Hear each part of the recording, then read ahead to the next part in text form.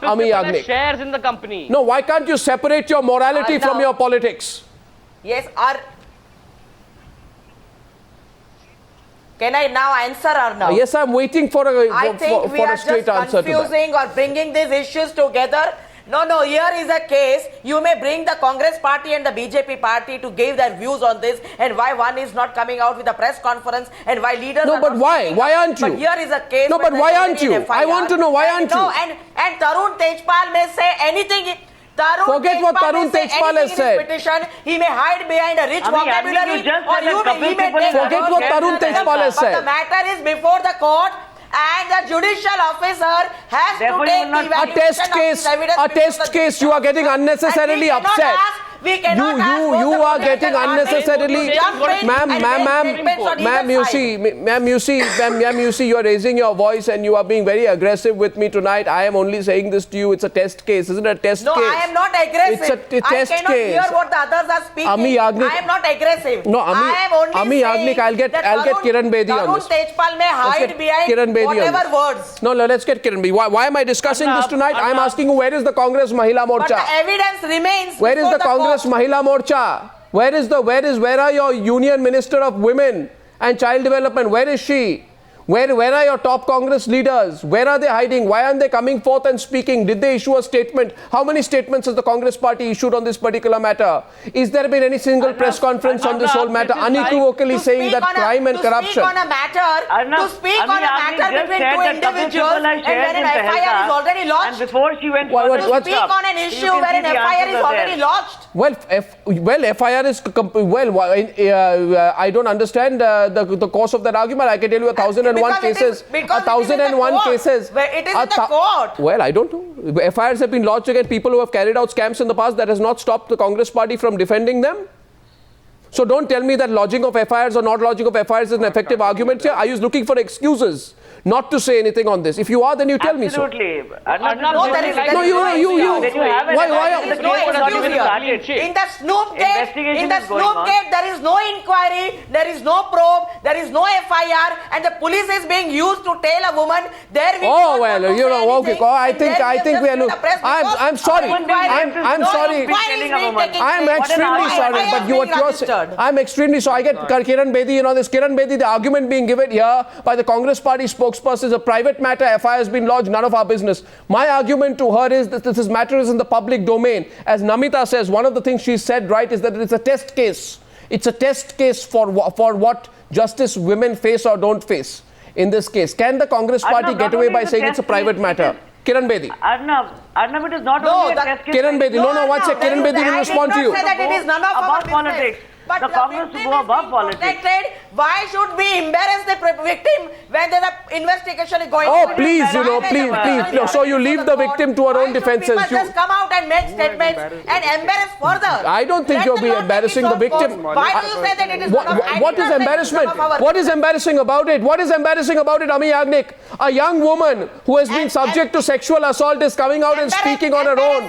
I'd say people should be proud of that woman. There is nothing to be embarrassed about in this case. Victim is given safety. We are not here to debate why the lady has become an icon for such issues. Well, there is. should not have said let the court evaluate that. I don't know. I think you are looking for excuses there, but I'm going to get Kiran Bedi to respond to your argument that's more of a private affair in which your party does not need to get involved. Kiran Bedi, your response to the Congress spokesperson, please.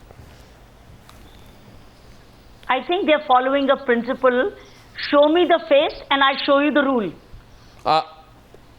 I think that's what's happening. They are going by the face and the rule. If the face is on their side, they have a rule matching. If the face is hostile, they have another rule matching. That's what their politics is all about. And I think it's becoming very evident why is there silence on their end.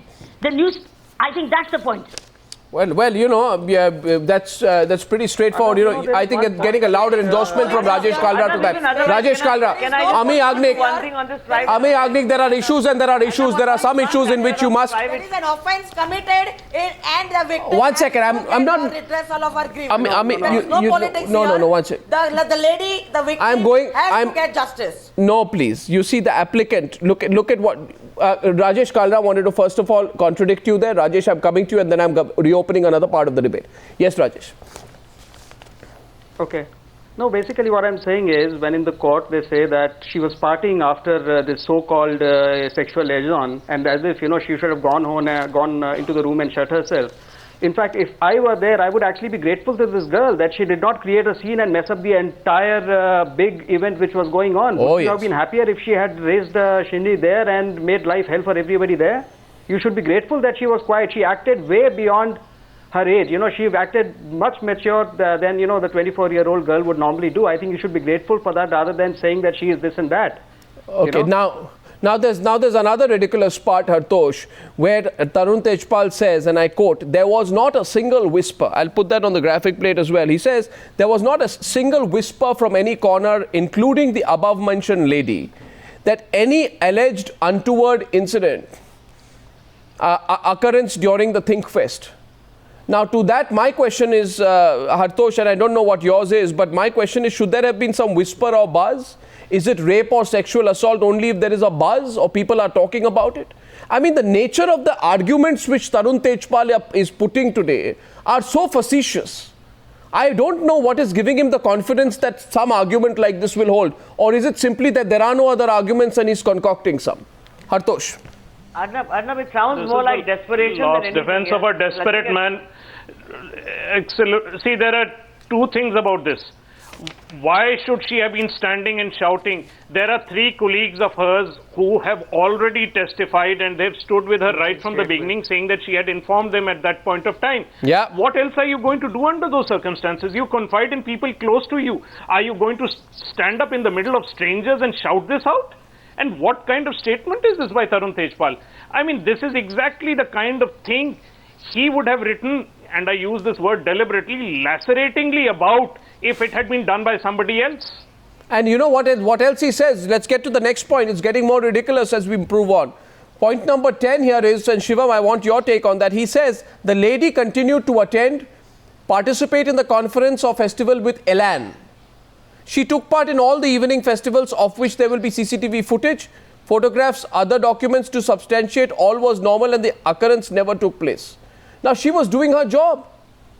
I think this is an extremely professional young woman who was afraid of losing her job. And, one ThinkFest delegate and news report has said that he could see that this girl was perturbed. She was not her real self. Something was wrong. The 3 male colleagues she confided in knew this. They know she was just doing her job. It is very unprofessional of an organization like Tehelka to make its journalists do non-journalistic work. But she was doing this work. In her letter, she writes that she was just looking forward to Robert De Niro getting on a flight so that she could get away from this, come out of this, get out of Goa, and then contemplate her course of action, because she knew she couldn't do something. Once it was repeated, once Mr. Tejpal sent her SMSs, so she was being composed. Because she's brave. I think this idea that she should be this hapless victim, I think hats off to her. Let's not even call her a victim. She's a brave girl. And she has had the courage to take on this man, and all these lies she will defeat in court. Well, I don't know if you, despite all this, Namita Devidyalu is listening to all of this. Add something to this. Yes, Hartosh, okay. Quickly, Hartosh. I want to add a couple of things here. Arnab, Hartosh, after that, something Pinky. has come out today that the management of Think and Tehelka were totally separate. In the first place, Tarun had no business asking any journalist of Tehelka to be working for him in the Think Fest, and this was hidden and kept secret from every journalist who was forced into this kind of work. Well, that's okay, but I go to the core issue of what is happening. But in the petition, I think it says the Think Fest organized by Tehelka. I read that also. No. You see, this is what he said. Point number 12. He says, further to the shock of the applicant, the alleged writing was published by the media to victimize the applicant as part of a pre-planned conspiracy to falsely implicate the applicant. And Namita, this is for you. He tries to take the same argument that you... I just respond to the earlier thing for 1 minute to add something there. Okay, go ahead. I just want to add 2 things. Arnab, one, the CCTV footage taken of the girl once she comes out of the lift apparently indicates that she was extremely distressed and harassed with what might have happened in the lift, because obviously the CCTV doesn't go into the lift. So there is complete corroboration to this extent. Secondly, in any case, Arnab, it makes no difference what the victim's behavior was post the incident. Once you have had allegation of sexual assault and rape by the lady, which has been confirmed by Tarun Tejpal in his writings. The rest of the the conduct is only an attempt to No, try I to think the civilize worst the issue part is- and to try to No, the try to worst turn it part around is- against the woman, in fact to malign the woman. The totally worst there. part is, in this attempt to try and play victim, he says this is a pre-planned conspiracy Right. against me. No, 1 second. He says this is a pre-planned conspiracy against me. He says further to the shock of the applicant, the alleged writing was published in the media to victimize the applicant as part of a pre-planned conspiracy to falsely implicate the applicant. Blown out of proportion by various groups with vested interests, including top executives of Goa and national political leaders of one party. I say tonight, let Tarun Tejpal prove this was a political conspiracy. Is he claiming the victim is part of the conspiracy? Is he trying to claim that the BJP and the victim are together? Is he, even if the BJP has seized upon the issue, which it evidently has, given their past with the magazine, where does the victim fit in?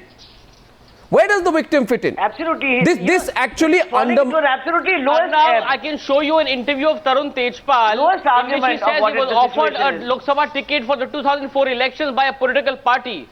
So a man with political connections like that obviously sees politics everywhere. Well, I mean, anything which even directly or indirectly suggests, are you undermining and demeaning the fight of this victim by accusing her of being a pawn in a political Absolutely. conspiracy? I mean, how worse can it get? The question is Namita, really this is why I want to be specific tonight. This is why I did not want to be theoretical tonight. Sure.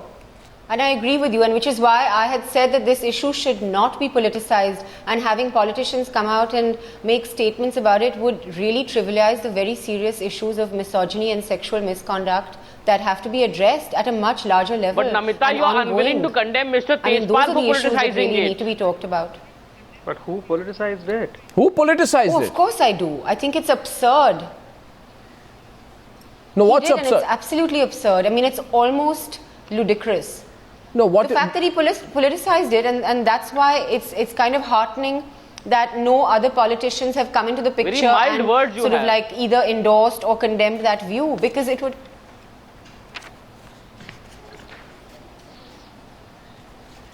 Namita, are you choosing your words very carefully tonight? No, I'm sorry, what was that? Are you choosing your words very carefully tonight? Would I you just speak think with... that by politicians entering this No, I'm- picture, I'm asking you tonight. No, 1 second. It would really. Namita, let me ask you this. When Nirbhaya happened, or when the Asaram case happened, were people so careful in using such extra discretion in the use of their words? Where is the anger tonight? Where is the outrage at the maligning of the victim, the slander campaign that's going on, Namita? And when Nirbhaya happened, did Namita object to politicians commenting on and I it? hope that things like this. I really don't want to comment on that, because I think that the issues are getting absolutely dissipated. Slandering is and almost this is like really not a doing political it- issue. Well, I don't And it's know. not You about know, being. I don't know. You have seen this whole case go on from atonement to laceration and now slander. And even when it's going on, if we are going to be cagey about it, I don't think it helps anyone. Yes, I'd like to give a quick last word here to Hartosh, who's been listening on to this. Now, I think they wound themselves up in a lot of words, and the entire argument in this whole case has got contorted a bit, hasn't it, Hartosh?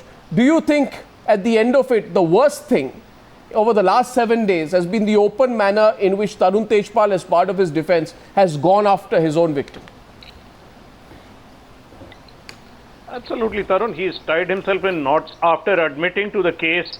Now to try and mount up a defense of this nature, it is inexcusable. It questions everything he's done in the past. How much of it was built on genuine conviction? How much of it was hypocrisy?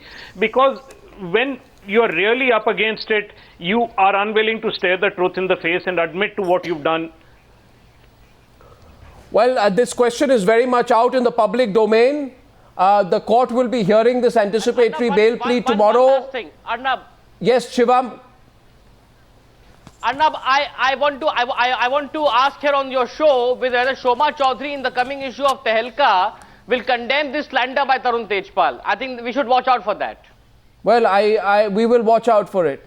And no amount of self-righteous indignation will make up for the truth. Thank you very much, ladies and gentlemen, for joining me on debate number 1 on the News Hour tonight.